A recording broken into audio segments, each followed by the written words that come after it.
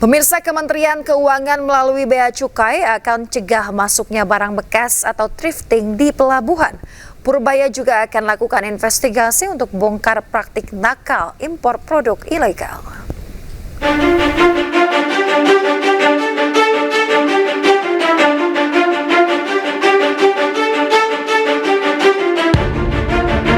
Niat Purbaya mencegah masuknya barang pakaian bekas ilegal alias thrifting kian kukuh. Menteri Keuangan itu mengaku akan lebih teliti agar semua barang ilegal tidak beredar di Indonesia. Purbaya bahkan berniat akan memasang mata lebih banyak agar tidak ada celah bagi barang ilegal masuk ke Indonesia. Salah satunya melakukan pengawasan di pelabuhan. Menteri Keuangan Purbaya juga akan melakukan investigasi untuk membongkar praktek nakal impor ilegal. Ya, nanti kita cegat di pelabuhannya, kita periksa lebih teliti lagi. Kita akan investigasi lebih dalam dari kasus-kasus yang nyelundup. Pasti kan ketahuan nanti siapa yang pengimportnya. Kalau dulu bisa lepas, ke depan nggak bisa lagi. Jadi memang kalau ilegal ya kita beresin. Sebelumnya dalam rapat dengar pendapat bersama Badan Aspirasi Masyarakat DPR RI, perwakilan pedagang thrifting Pasar Senen, Rifai Silalahi, mengaku para pedagang membayar ratusan juta rupiah per kontainer ke oknum petugas di pelabuhan. Rifai juga mengklaim adanya pembayaran suap guna meloloskan pakaian bekas impor ilegal.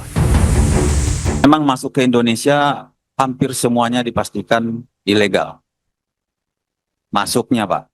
Karena selama ini, Pak, masuknya barang ini secara ilegal ke Indonesia itu hampir ratusan miliar setiap bulan. Biayanya hampir ratusan miliar setiap bulan masuk secara ilegal. Jatuhnya ke oknum-oknum. Langkah tegas Purbaya melawan praktek pakaian bekas ilegal tidak main-main. Purbaya mengklaim gebrakan ini dilakukan sebagai upaya pemerintah melindungi produk dalam negeri. Tim Liputan iNews melaporkan. Pemirsa, Majelis Ulama Indonesia (MUI) mengeluarkan fatwa haram pengenaan pajak untuk berbagai kebutuhan pokok masyarakat. Di antaranya sembako, rumah yang dihuni, hingga pajak gaji karyawan di bawah 7 juta. Fatwa itu dirilis dalam Munas MUI akhir pekan lalu.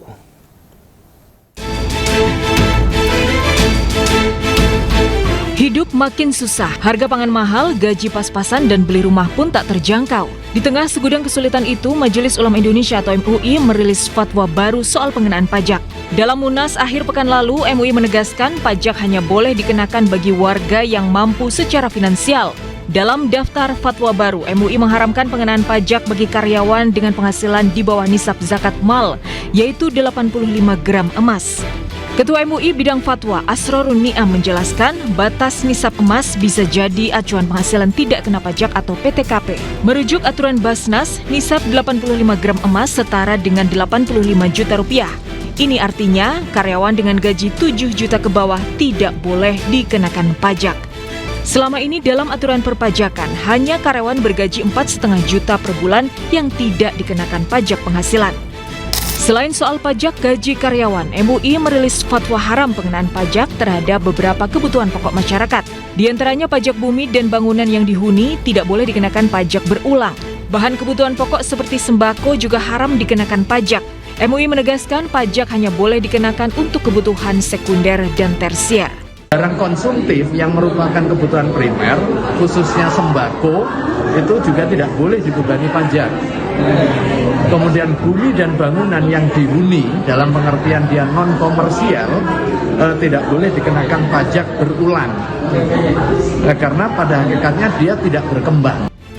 Sementara itu, Dirjen Pajak mengaku akan berkoordinasi dengan MUI soal fatwa pajak, mengingat PBB selama ini dipungut oleh Pemda, bukan pemerintah pusat. Karena sebenarnya yang ditanyakan tuh PBB P2, pedesaan perkotaan, pemukiman itu di daerah. Di kami hanya PBB yang terkait dengan kelautan, perikanan, sama pertambangan, sama kota. Saat ini, pemerintah telah membebaskan bea perolehan hak atas tanah dan bangunan atau BPHTB dan IMB bagi masyarakat berpenghasilan rendah. Tim Liputan iNews melaporkan. Pemirsa, Ketua Majelis Sidang Komisi Informasi Publik mencecar KPU RI dalam sidang sengketa salinan ijazah Presiden ke-7 RI Joko Widodo. Majelis Sidang mempertanyakan alasan penyembunyian 9 informasi dari salinan ijazah Jokowi. yakin bahwa apa yang dihitamkan itu dihitamkan karena kami ingin dekat pribadi. Sidang sengketa salinan ijazah Joko Widodo atas gugatan pengamat kebijakan publik Bonatuwa Silalahi kepada KPU RI digelar di Jakarta. Dalam sidang, majelis hakim mengamuk dan mencecar KPU karena menyembunyikan 9 informasi dari salinan ijazah Jokowi. Ke-9 informasi yang disembunyikan termasuk diantaranya nomor ijazah, tanggal legalisir, hingga tanda tangan Rektor UGM dan tanda tangan Dekan Fakultas Kehutanan UGM. Oke. Tadi dibilang katanya ijazahnya sudah diberikan salinannya. Pemohon sudah menyatakan iya betul diterima. Termohon menyatakan juga sudah diterima. Kalau kau mau mediasi ijazah lagi. Oh, yang dihitamkan. Berarti Anda bingung antara dikecualikan dan tidak dikecualikan. Tipe toh, Mas.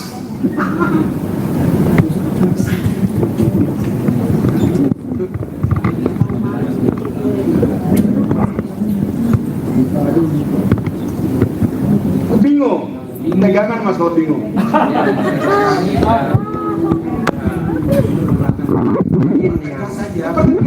Itu informasi dikecualikan atau tidak yang ada di dalam dokumen itu. Kalau dikecualikan, saudara belum melakukan uji konsekuensi, kan itu perintah majelis. Kalau majelis terkait yang tadi dihitamkan itu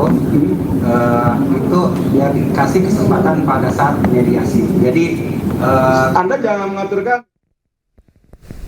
Pemirsa, tersangka fitnah ijazah Jokowi sekaligus pakar telematika Roy Suryo memastikan scan ijazah Presiden ke-7 RI Joko Widodo adalah bohong.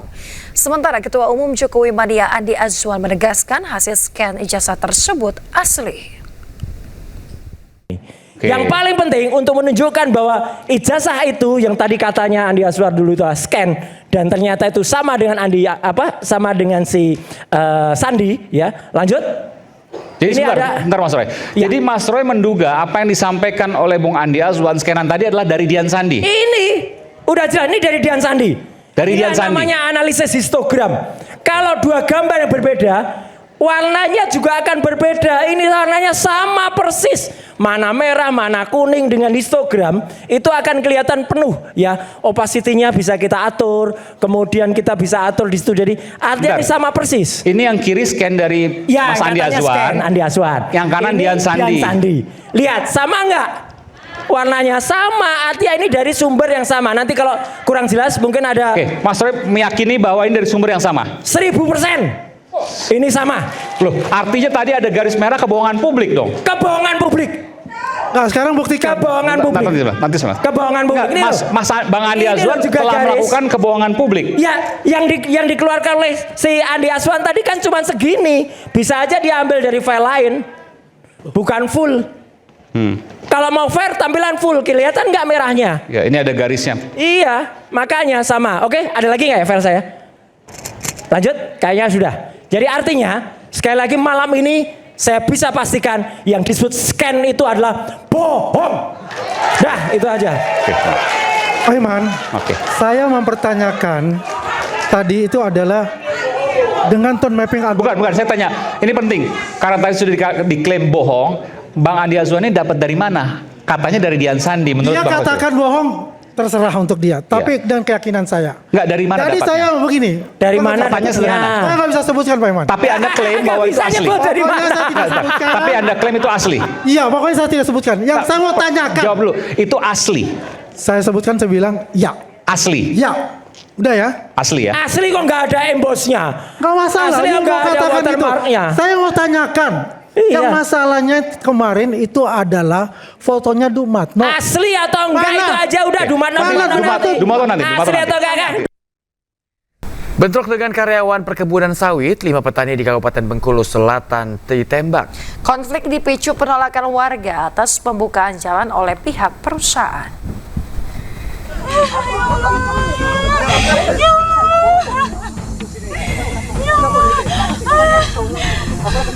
Ya Allah, tolong. Tapi dia habis peluru ya orang aku tadi ya. Makannya dah. Habis peluru ya udah. Habis peluru. Udah naik dia, oi. Makan udah. 5 petani di Kecamatan Pinoraya, Kabupaten Bengkulu Selatan tidak berdaya setelah timah panas menembus tubuh mereka.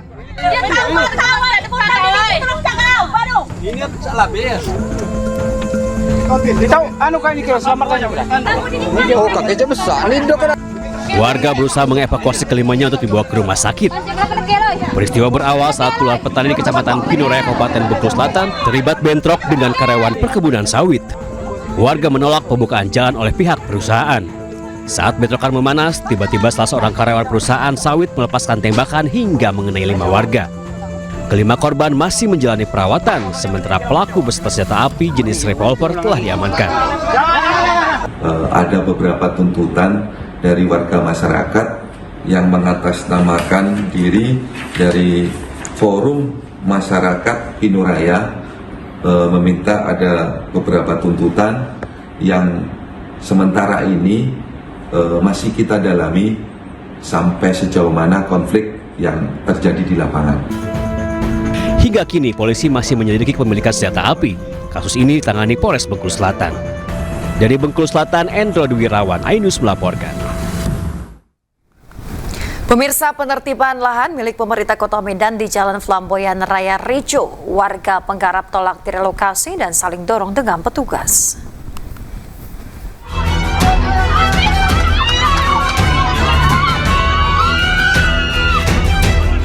Aparat Satuan Polisi Pamong Praja mendapat perlawanan dari warga mayoritas emak-emak saat menertibkan lahan milik Pemkot Medan di Jalan Flamboyan Raya.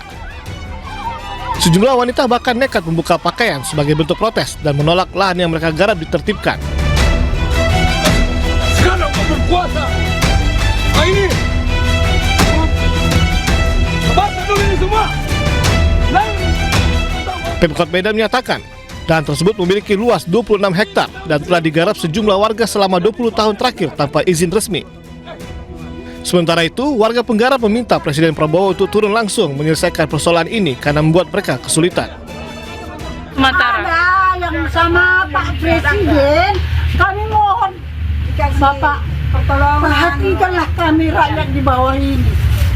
Sekarang ini kami beginilah, kami hancur. Kami tidak tahu bagaimana ini. Tahun 50 dulu Bapak kami pejuang sama Belanda. Lahan dengan status HPL 1 Tanjung Selamat ini sebelumnya dirancang untuk beberapa program pembangunan, termasuk depo BRT serta sekolah rakyat. Meski mendapat protes, penertiban tahap awal sekitar 6 hektar ini terus dilakukan. Warga sekitar rencananya akan direlokasi ke kawasan Medan Labuhan. Dari Medan, Sumatera Utara, Bobi Pakpahan, iNews melaporkan. Pencuri sepeda motor babak belur setelah ditangkap warga di Surabaya, Jawa Timur. Sementara satu pelaku lain ditangkap tanpa perlawanan setelah polisi menelusuri jejaknya hingga ke wilayah Bangkalan.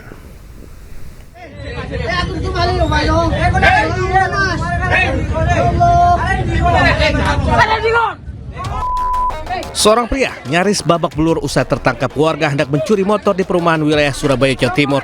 Saat hendak membawa kabur, motor mogok hingga aksinya dicurigai petugas keamanan perumahan hingga salah satu pelaku tertangkap sementara rekannya kabur. Usai mengembangkan kasus, petugas menangkap rekan pelaku lain di rumahnya di wilayah Bangkalan. Penangkapan diwarnai tangis keluarga.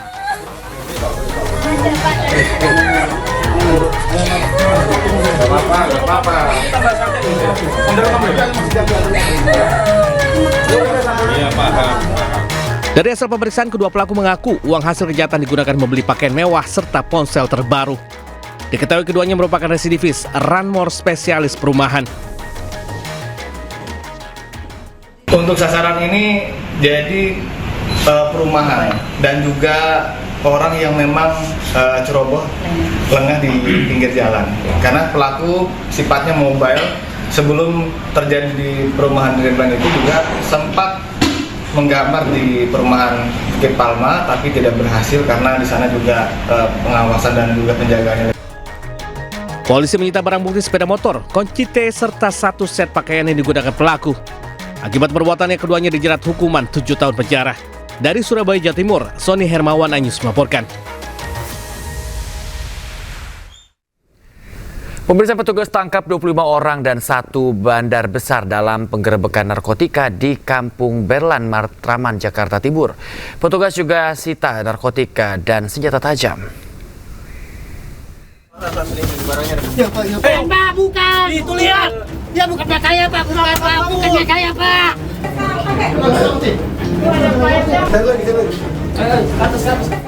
Petugas gabungan menggerebek Kampung Berlan, Matraman, Jakarta Timur pada Selasa siang. Sejumlah bangunan yang disinyalir dijadikan lokasi penyalahgunaan narkoba digeledah oleh petugas. Saat penggerebekan, petugas menemukan sejumlah barang bukti, di antaranya narkotika jenis sabu dan ganja, berbagai senjata tajam, serta senjata api. Sebanyak 25 orang diamankan petugas, 1 di antaranya merupakan bandar besar dalam peredaran narkotika. Dari sekian itu, kita bisa mendapatkan pelaku 25 orang. Dari 25 orang itu, kita dapat mengungkap seorang bandar. Dan sudah kita mengantongi DPO 4 bandar. Petugas masih mendalami kasus ini serta melakukan pengejaran terhadap 4 orang bandar lainnya. Dari Jakarta, Rio Manik, iNews melaporkan. Pemirsa, polisi tetapkan 1 orang tersangka kecelakaan mobil berisi narkoba di Lampung. Polisi bantah lencana yang ada di mobil milik Polri.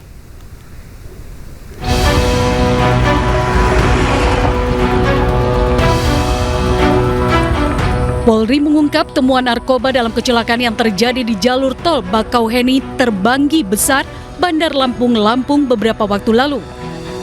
Dalam kecelakaan tersebut, petugas menemukan 1 buah tas berisi ribuan butir pil ekstasi dan alat hisap sabu.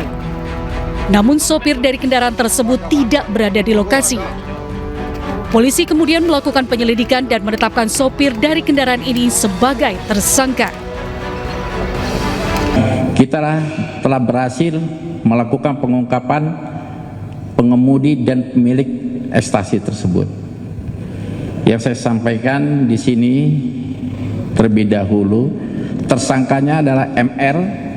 Ini tersangkanya. Ya. Tersangkanya ini MR, umurnya 43 tahun.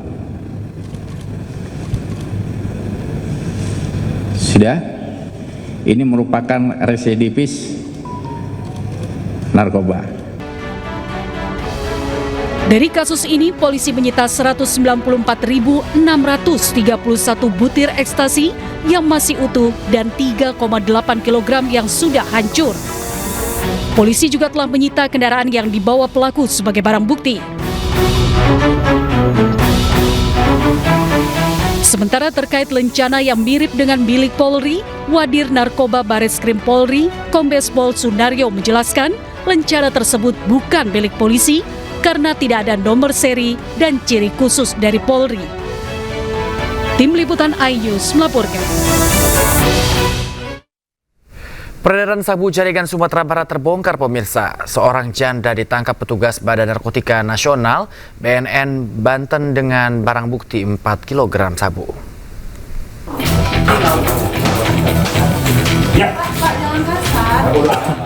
Inilah detik-detik penangkapan seorang janda oleh petugas BNN Banten di salah satu hotel di kawasan Bandung, Jawa Barat. Tersangka kedapatan membawa narkotika golongan 1 jenis sabu seberat 4 kg. Dalam aksinya, DA tak sendiri melainkan ditemani oleh seorang pria RI. Kedua tersangka mengaku mendapat upah 15 juta rupiah jika berhasil mengirim 1 kg sabu. Tersangka membawa sabu 4 kg dari Sumatera Barat menuju Banten dengan menggunakan bus. Guna mengelabuhi petugas, tersangka menyimpan barang haram tersebut di dalam bagasi.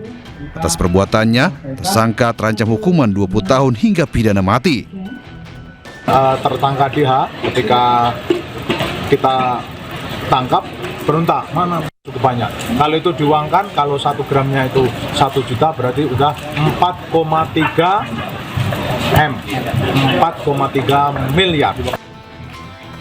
Petugas BNN juga memusnahkan barang bukti sabu 4 kg dan 8 kg ganja. Dari Serang, Banten, Maesa Priandi melaporkan. Pemirsa, ke informasi lainnya, tanah longsor terjadi di 3 lokasi berbeda di Jalan Lintas Sumatera Kabupaten Tapanuli Selatan, Sumatera Utara. 1 unit truk tangki Pertamina dan 2 minibus terjebak dalam dan terbawa material tanah longsor, pemirsa, di mana akibat peristiwa tersebut arus lalu lintas pun lumpuh total. 1 mobil Innova dah. Nah, itu dia mobil Innova ya. Masih kondisi masih hidup. Tanah longsor terjadi di 3 lokasi berbeda di Jalan Lintas Sumatera Kabupaten Tapanuli Selatan, Sumatera Utara. Sebuah minibus yang sedang melintas terbawa material tanah longsor ke dalam jurang yang menyebabkan pengemudi dan penumpang luka-luka dan dilarikan ke rumah sakit terdekat. Lokasi kedua, 1 km dari lokasi pertama, sebuah truk tangki Pertamina terbawa material tanah longsor dan menabrak sebuah warung kopi serta 1 unit minibus terbalik dan rusak parah pada bagian depan. Tiba-tiba aja nih. Oh, tiba-tiba longsor bang ya? Longsor. Karena hujan ya bang ya, udah hujan. Ada berhentinya. Ada berhentinya bang ya. Oh, di sini emang sering terjadi longsor bang? Oh, seperti apa bang? Kalau sini emang enggak, yang di sana aja itu. Yang titik kedua. Baru kali ini lah berarti. Ya, kalau ini baru kali ini. Akibat peristiwa tersebut, arus lalu lintas lumpuh total. Beberapa pengendara yang melintas di lokasi kejadian terjebak macet hingga 14 jam. Istilahnya nunggu ini lah bang, nunggu evakuasi untuk jalan ini kan. Oke, abang bersama keluarga bang? Ini bang Minda? Iya, bersama keluarga sama kawan. Kendalanya apa aja nih bang? Setelah lama tertahan di sini bang? Ya susah lah bang, semuanya lah, nyari makan susah kan. Oh, oke bang.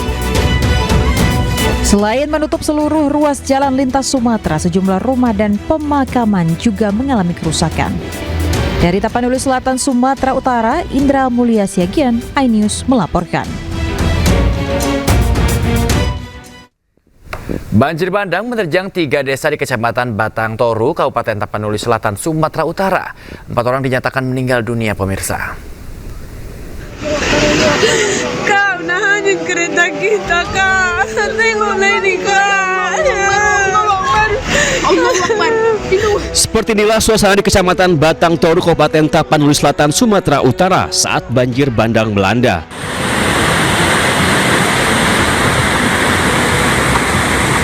Dari video amatir yang direkam warga, terlihat material kayu terbawa luapan sungai Aek Garoga hingga menyapu ke permukiman warga. Tolong main dulu, amin, Tuhan. Jangan main nih, ayo apa? Warga tampak histeris melihat harta benda raib tersapu banjir bandang. Banjir bandang kian meluas hingga ke 3 desa, yakni Desa Garoga, Desa Huta Godang, dan Desa Aek Nadol.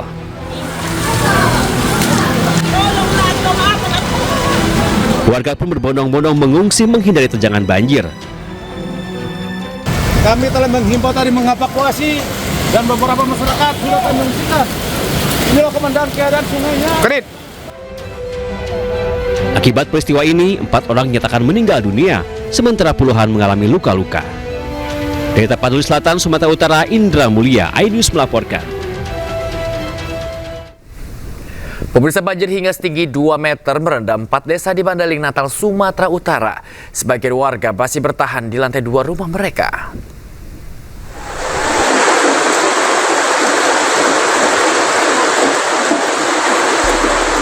Banjir melanda Desa Hutaim Baru, Kecamatan Muara Batang Gadis, Mandailing Natal, terekam video amatir warga. Ketinggian air mencapai 2 meter merendam ratusan rumah warga. Desa ini merupakan wilayah terparah dilanda banjir selain 3 desa lainnya yang juga terendam banjir setinggi 2 meter. 4 desa di Mandailing Natal yang dilanda banjir, yakni Desa Lubuk Kapundung 1, Lubuk Kapundung 2, Ranto Panjang, dan Desa Hutaim Baru. Lokasi 4 desa tersebut sulit ditembus lantaran debit sungai yang masih tinggi dan tidak mungkin dijangkau menggunakan perahu. Dan yang paling terdampak ada di Kecamatan Muara Batang Gadis, tepatnya di Sulang Aling, yaitu Desa Hutaim Baru, Desa Lubuk Kapundung 1, Lubuk Kapundung 2, dan Ranto Panjang. Dan alhamdulillah menurut yang kita terpantau saat ini sudah mulai surut. Sejumlah warga yang terdampak banjir sudah ada yang mengungsi. Namun sebagian warga yang bertahan di lantai 2 rumah mereka. Dari Mandailing Natal, Sumatera Utara, Ahmad Hussein Lubis, iNews melaporkan.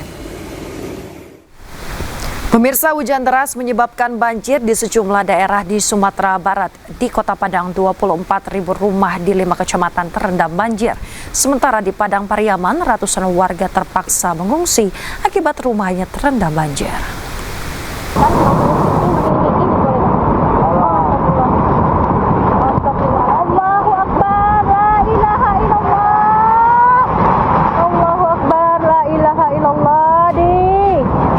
Rumah warga yang berada di bantaran Sungai Bantang, Kuranji, Batu Busua, Lambung Bukit, Pau, Kota Padang hanyut. Wih, astagfirullahaladzim ya Allah.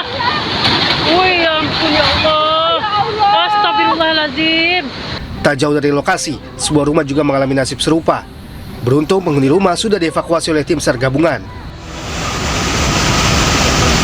Data sementara BPBD Kota Padang menyebut 5 kecamatan di Kota Padang terdampak banjir, 3 kecamatan diantaranya dengan kondisi parah, serta 24.000 rumah warga terendam banjir. Pemerintah Kota Padang langsung menetapkan status tanggap darurat terkait banjir ini. Sementara itu Kecamatan Ulakan Takpakis, Kabupaten Padang Pariaman, ratusan warga Nagari Kampuang Galapuang mengungsi ke surau imbas banjir yang merendam pemukiman mereka. Dari data BPBD Padang Pariaman, terdapat 10 kecamatan terdampak banjir.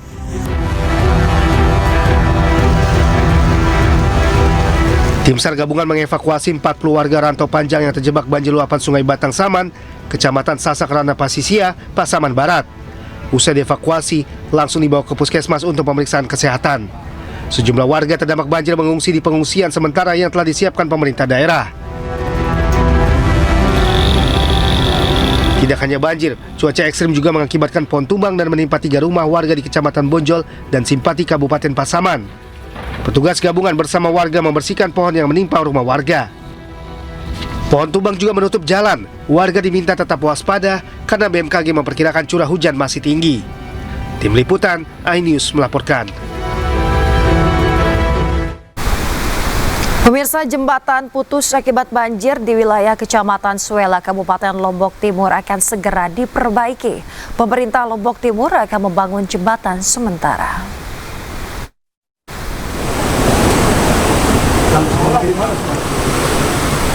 Jembatan yang menjadi akses utama warga Desa Perigi dan Desa Puncak Peringgo ini putus akibat banjir beberapa waktu lalu sehingga mengganggu aktivitas warga.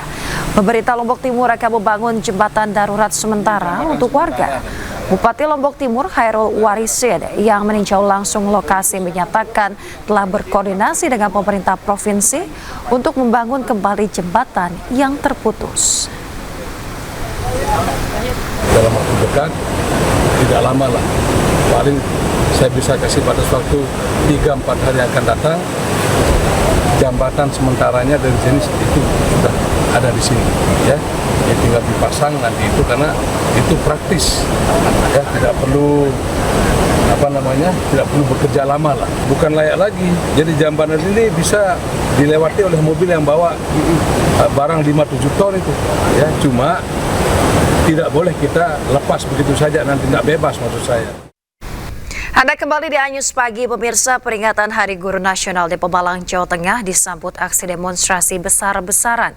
Ratusan guru honorer menggeruduk pendopo kabupaten menuntut penerbitan SK Dinas dan penataan data pokok pendidikan. Memfasilitasi guru, saya juga guru, Pak. Ratusan guru honorer mendatangi pendopo Kabupaten Pemalang, Jawa Tengah. Aksi bertepatan dengan peringatan Hari Guru Nasional. Massa membawa poster dan spanduk. Mereka menyampaikan keluhan atas ketidakpastian status kerja. Beberapa perwakilan guru berorasi menyuarakan keluhan mereka seperti SK yang tidak diterbitkan. Menanggapi aksi demonstrasi, Dinas Pendidikan dan Kebudayaan Pemalang menegaskan bahwa penundaan penertiban SK bukan sengaja dilakukan. Maksud terakhir Pak, untuk pendataan tes berkali-kali sudah dilaksanakan, tapi belum ada tindakan sama sekali dari pemerintah daerah Pemalang. Syaratnya apa sih harusnya sih? Syaratnya minimal 2 tahun untuk masa pengabdian. Untuk yang terkait SK ini, kami selaku Kepala Dinas, karena regulasinya sudah jelas di sana, Undang-Undang Nomor 20 Tahun 2023 di pasal 65 itu tidak boleh untuk angkat honorer setelah tanggal itu. Kami nggak bisa mengeluarkan surat itu. Setelah menyampaikan orasi dan menyerahkan dokumen tuntutan, ratusan guru honorer kemudian membubarkan diri. Dari Kabupaten Pemalang, Jawa Tengah, Suryono Soekarno, iNews melaporkan. Sementara itu pemirsa, Menteri Pendidikan Dasar dan Menengah Abdul Putih membagikan sejumlah pencapaian pemerintahan Presiden Prabowo di bidang pendidikan. Abdul Putih tegaskan pemerintah terus berusaha meningkatkan kesejahteraan guru. Pemerintah menyadari berbagai insentif dan tunjangan untuk guru belum sebagaimana yang diharapkan. Tetapi pemerintah berkomitmen untuk berbuat yang lebih baik lagi. Tahun 2026, kesempatan melanjutkan studi dengan beasiswa dibuka untuk 150.000 guru. Tunjangan guru honorer dinaikkan dari Rp300.000 per bulan menjadi Rp400.000 per bulan. Tugas administrasi guru dikurangi. Kewajiban mengajar tidak mutlak 24 jam. Ada 1 hari belajar guru dalam sepekan. Pemirsa, selama 1 tahun menjabat, Presiden Prabowo telah merealisasikan sejumlah janjinya kepada guru, di antaranya.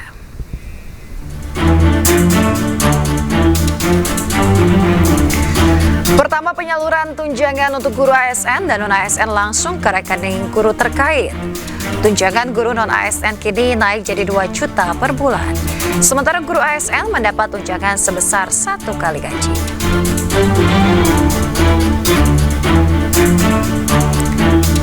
Tidak hanya itu pemirsa, pemerintah terus tingkatkan kompetensi guru. Di tahun 2025, sebanyak 12.500 guru lulus S1 atau D4. Pada tahun 2026, rencananya ada sebanyak 150.465 guru lulusan S1 atau D4.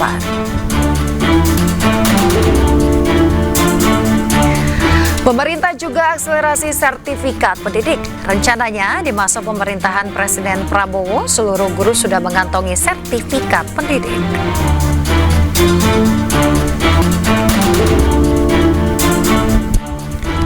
Kepelatihan kepemimpinan guru juga diberikan untuk peningkatan jabatan mereka sebagai kepala sekolah.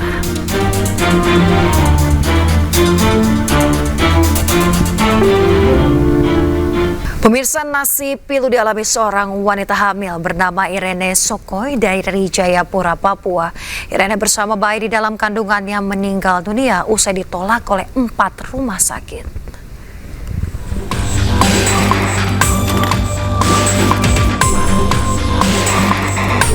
Irene Sokoy meninggal dunia bersama anak yang dikandungnya. Irene meregang nyawa setelah mendapat penolakan dari 4 rumah sakit berbeda saat hendak melahirkan.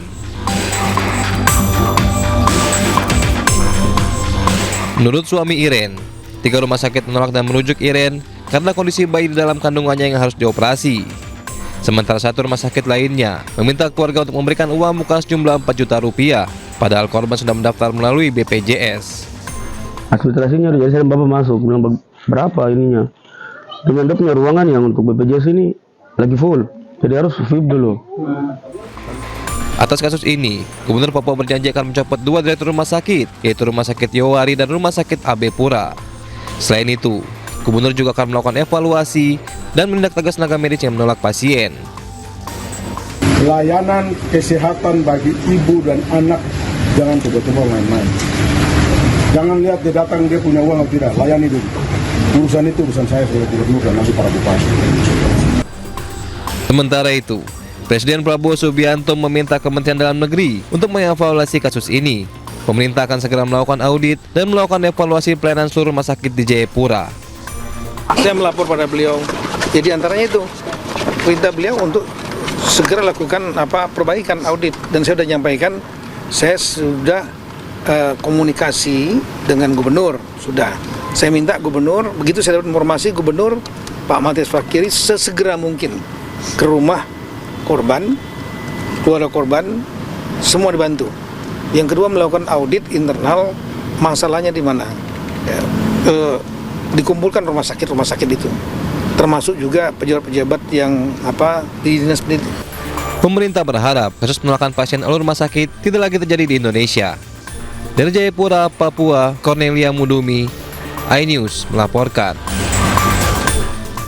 Kita ke informasi lain, pemirsa. Presiden Prabowo Subianto memberikan rehabilitasi kepada ex-Dirut ASDP Ira Puspadewi.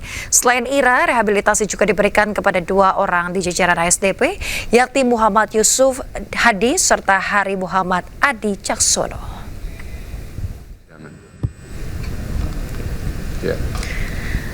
Pada 20 November lalu, mantan Direktur Utama PT Angkutan Sungai Danau dan Penyeberangan ASDP Indonesia Ferry, Ira Puspadewi, divonis 4,5 tahun penjara dan juga denda Rp500 juta oleh Majelis Hakim PN Jakarta Pusat.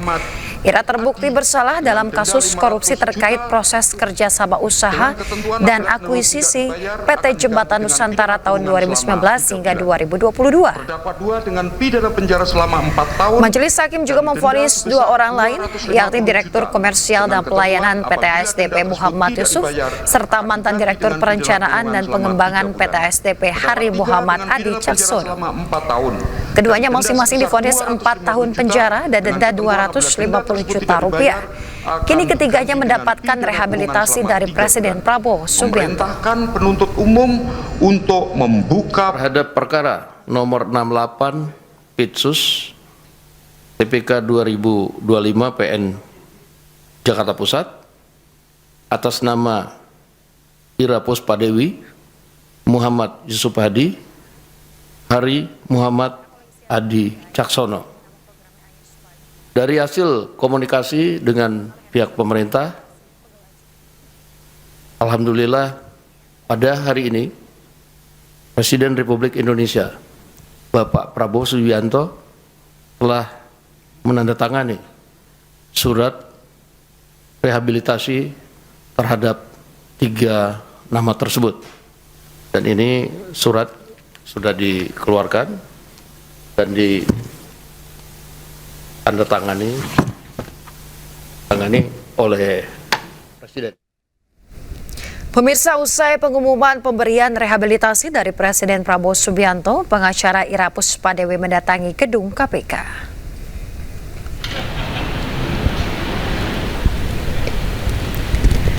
Susilo Aribowo, pengacara ex-Dirut ASDP Ira Puspadewi, menyebut kedatangannya ke Gedung Merah Putih KPK untuk mengecek apakah lembaga anti rasuah telah menerima surat rehabilitasi atau belum.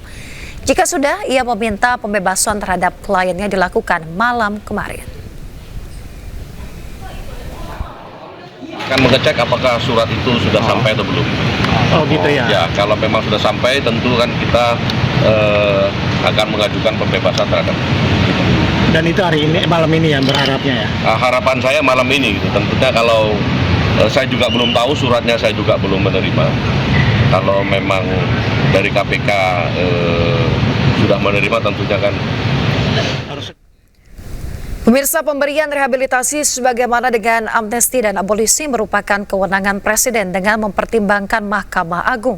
Dan berikut pengertian rehabilitasi berdasarkan Pasal 1 Angka 23 Kitab Undang-Undang Hukum Acara Pidana.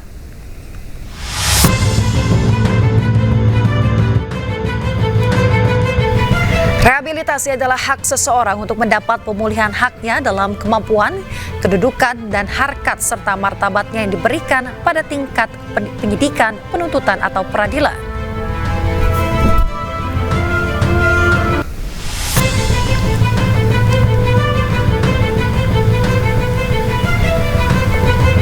Pemulihan tersebut diberikan karena seseorang ditangkap, ditahan, dituntut, ataupun diadili tanpa alasan yang berdasarkan undang-undang atau kekeliruan mengenai orangnya atau hukum yang diterapkan.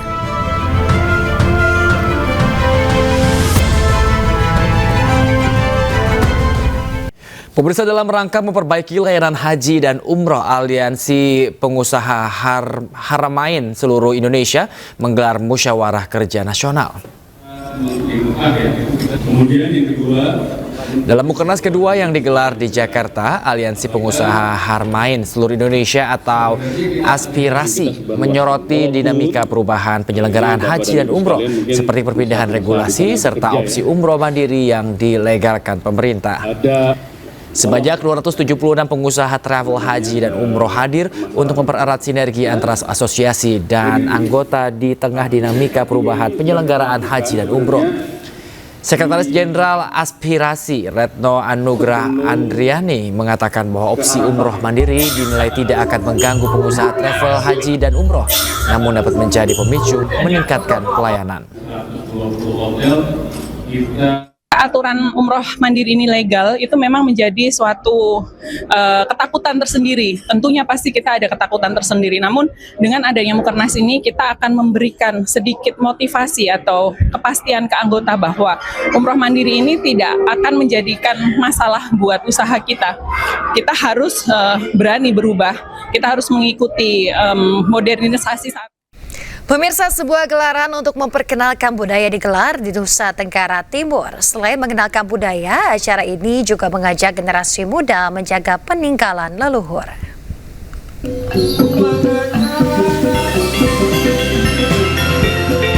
Pekan Budaya Daerah digelar di Kota Waingapu, Kabupaten Sumba Timur, NTT. Gelaran ini menjadi ajang untuk mengenalkan dan menanamkan rasa cinta akan budaya, tradisi, dan adat, khususnya kepada generasi muda. Sejumlah aktivitas menarik dan beragam penampilan hadir dalam acara ini. Di antaranya pameran foto budaya, pengenalan museum dan koleksinya, juga sejumlah tarian dan permainan tradisional. This is a surprise. We thought we were just coming through a museum, and what we've got is a cultural experience, which is great. Selain menarik minat wisatawan, gelaran ini juga menanamkan rasa cinta akan peninggalan dan warisan leluhur. Dengan mencoba langsung, generasi muda diharapkan dapat mengenal lebih dalam budaya lokal yang menjadi identitas bangsa. Budaya lokal itu dipertahankan seterusnya. Itu yang kita akan sampaikan ke Pak Budi, sehingga anak-anak kita bisa terus-menerus bisa mempertahankan tradisi permainan ini sekarang. Itu aja mungkin kita perlu sampaikan. Dan juga sekaligus memperkenalkan museum. Kita selama ini masyarakat kita belum mengetahui apa itu museum. Sehingga kita nanti dan kehadiran masyarakat sekarang di publik ini bisa mengetahui manfaat dari museum itu adalah menyimpan benda-benda koleksi peninggalan zaman-zaman dulu yang merupakan sejarah. Mari kita lestarikan agar terkenal di manca-manca negara. Dengan mengenalkan kekayaan budaya, diharapkan generasi muda bukan hanya dapat mencintai, melainkan menjaga sekaligus melestarikan budaya mereka. Dari Sumba Timur, NTT, Dion Ubu Analodu, A-News melaporkan. Pemirsa, Pengurus Nasional Karang Taruna Masa Bakti 2025 hingga 2030 resmi dikukuhkan di bawah kepemimpinan Budi Satrio Jiwandono. Organisasi ini menetapkan arah baru untuk memperkuat pemberdayaan sosial hingga ke desa.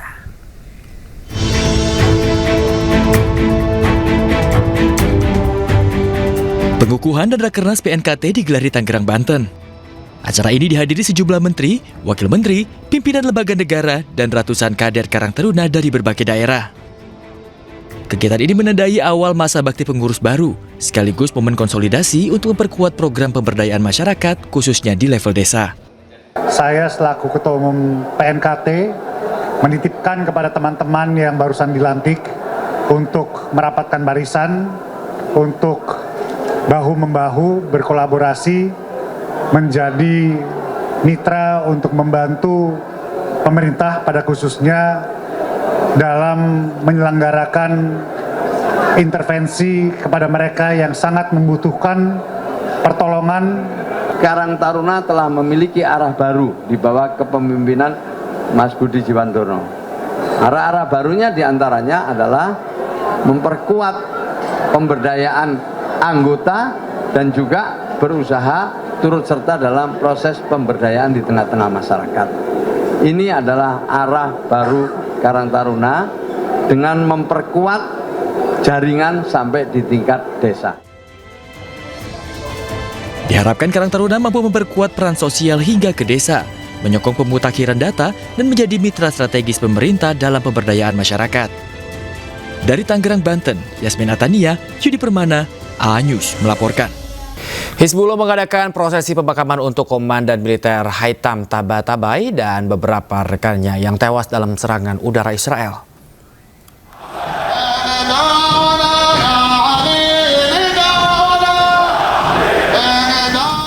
Para pelayat dan anggota Hizbullah membawa peti mati melewati jalan-jalan sebagai penghormatan terakhir atas tewasnya salah satu komandan Hizbullah, Haitham Tabatabai. Hizbullah juga merilis pernyataan duka cita atas wafatnya Tabatabai dan mengutuk serangan yang dilakukan Israel. Sebelumnya Haitham Tabatabai dan beberapa rekannya tewas dalam serangan udara Israel di Haret Herik di pinggiran selatan Beirut, Lebanon. Israel sendiri pemirsa diketahui telah melancarkan beberapa serangan di wilayah Lebanon sejak perjanjian gencatan senjata dengan Hizbullah pada 27 November 2024.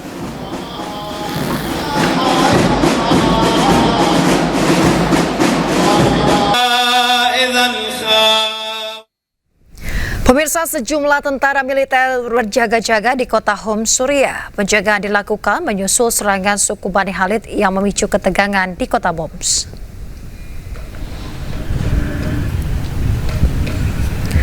Anggota suku Khalid menyerang lingkungan Al-Zahra yang mayoritas penduduknya beragama Alawi di kota Homs, Suriah Barat.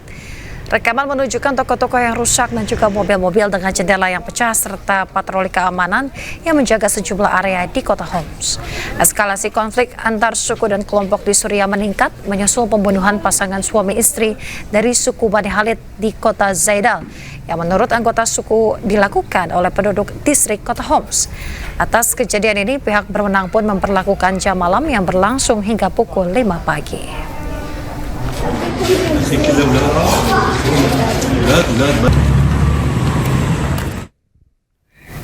Indonesia siapkan pasukannya untuk dikirimkan sebagai tentara penjaga kedamaian ke Gaza, Palestina.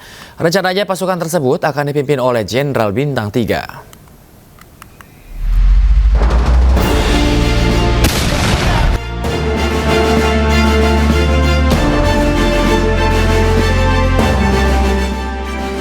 Indonesia bersiap untuk mengirimkan pasukannya ke Gaza, Palestina. Total akan ada 20.000 personel TNI yang berangkat dalam misi perdamaian ke Gaza. Rencananya pasukan ini akan dipimpin oleh Jenderal Bintang 3. Tidak hanya itu, TNI juga menyiapkan 2 kapal rumah sakit lengkap dengan helikopternya. Kontingen pasukan perdamaian sudah tahap seleksi, kemudian rencana nanti dipimpin oleh Jenderal Bintang 3, kemudian di bawahnya ada 3 brigade komposit. Nanti di bawah brigade komposit itu terdiri dari 1 batalion kesehatan, 1 batalion seni konstruksi, kemudian batalion bantuan, dan ada lagi bantuan mekanis. Presiden Prabowo pun telah berbincang melalui daring dengan Perdana Menteri Inggris Keir Starmer pada Sabtu 22 November lalu. Kedua pemimpin negara berdiskusi untuk mekanisme pengiriman pasukan guna menjaga stabilitas di Gaza.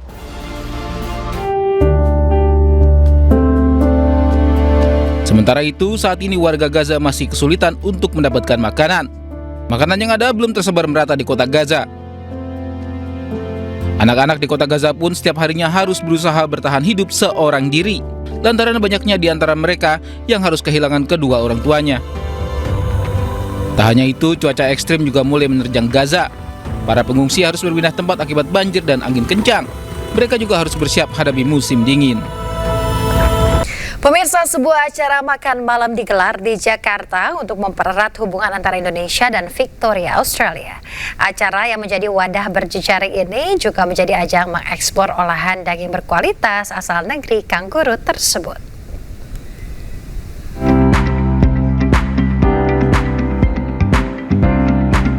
Meat and Livestock Australia, Indonesia, dengan dukungan dari Victorian Government Trade and Investment menggelar acara makan malam Lambasador di Raffles Hotel Jakarta pada Selasa malam. Acara ini menyambut kehadiran Her Excellency Professor The Honorable Margaret Gardner AC, Governor of Victoria, sekaligus merayakan hubungan erat antara Victoria dan Indonesia melalui kecintaan bersama terhadap kuliner berkualitas. Dengan mengusung tema The Art of Victorian Lamb Crafted by L'Ambassadeur Chefs, para tamu diajak menikmati perjalanan kuliner karya 5 chef L'Ambassadeur terkemuka dengan mengolah daging domba terbaik dari Victoria menjadi hidangan istimewa. Jadi tujuannya dari acara ini sebenarnya kita ingin memperkenalkan daging domba Australia yang versatile, jadi yang memang bisa digunakan untuk berbagai macam jenis masakan, baik itu dari Indonesia maupun dari beberapa negara. Seperti yang hari ini kita bawa chef L'Ambassadeur kita dari Singapura, dia membuat menu yang juga signature-nya dari dia buat. Selain menjadi ajang mengeksplor berbagai hidangan daging berkualitas, acara ini juga menjadi wadah bagi Gubernur Victoria untuk berinteraksi langsung dengan pemangku kepentingan pemerintah Indonesia serta pelaku industri, mempererat hubungan dan membuka peluang kolaborasi yang saling menguntungkan. Semua chef itu berkolaborasi dengan menunya masing-masing, mempresentasikan keunggulannya masing-masing dengan ada yang Indonesian, ada yang Italian, ada yang Argentinan, ada Western. Jadi suatu acara yang sangat bagus diadakan di kolaborasi kayak begini. Kedepannya, MLA dan Victoria Government Trade and Investment akan terus bekerja sama dengan pemerintah Indonesia, baik di sektor retail maupun distribusi, untuk meningkatkan kesadaran akan kualitas produk pertanian Australia, termasuk daging sapi, domba, dan produk susu. Dari Jakarta, Rizky Iqbal, A News melaporkan. Pemirsa, ragam inovasi terus dikembangkan dalam dunia kecantikan. Nah, di antaranya seperti yang dilakukan di sebuah klinik di Medan yang dapat membuat wajah bak idol Korea Selatan.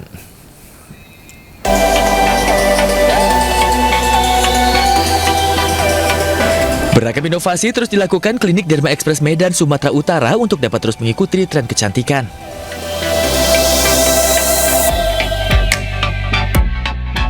Di antaranya, tren wajah V-shape ala idol Korea Selatan yang membuat wajah terlihat lebih fresh dan proporsional. Dengan treatment filler menggunakan gel asam hyaluronat, kini Anda dapat mewujudkan wajah impian Anda bak seorang idol K-pop. Kalau pengerjaannya cukup singkat, sekitar 10-15 menit. Nah, sebelum tindakan nanti pasien juga akan dianestesi. Jadi kita akan pakaikan krim di area tempat penyuntikan supaya nanti kulitnya akan terasa baal. Lalu setelah itu baru kita tindakan. Jadi pasien akan merasa nyaman selama tindakan. Dengan mengutamakan keamanan, proses treatment dilakukan tanpa rasa sakit. Hasilnya pun dapat dilihat langsung perbedaannya. Itu rekomendasi teman sih. Sebelumnya teman tuh ada beberapa yang udah coba filler dagu di sini dan itu hasilnya natural, cakep juga sih. Terus harganya terjangkau. Untuk prosesnya, pelayanannya bagus, ramah semua. Untuk dokternya juga ngarahin kita itu sesuai dengan kondisi wajah kita. Derma Express juga menawarkan kombinasi treatment seperti double contouring yang mencakup slim face untuk menghancurkan lemak pipi dan botox rahang untuk hasil wajah yang tirus dan V-shape secara menyeluruh. Dari Medan, Sumatera Utara, Ahmad Ridwan Nasution, A News melaporkan. Saatnya NZ tentukan arah. Siap bersuara? Dialog inspiratif bersama narasumber terkemuka. Audisi calon jurnalis muda iNews, live stage performance musisi tanah air. Dimeriahkan oleh, dipandu oleh. Jangan lewatkan iNews Media Group Campus Connect, Connecting Ideas, Inspiring Future.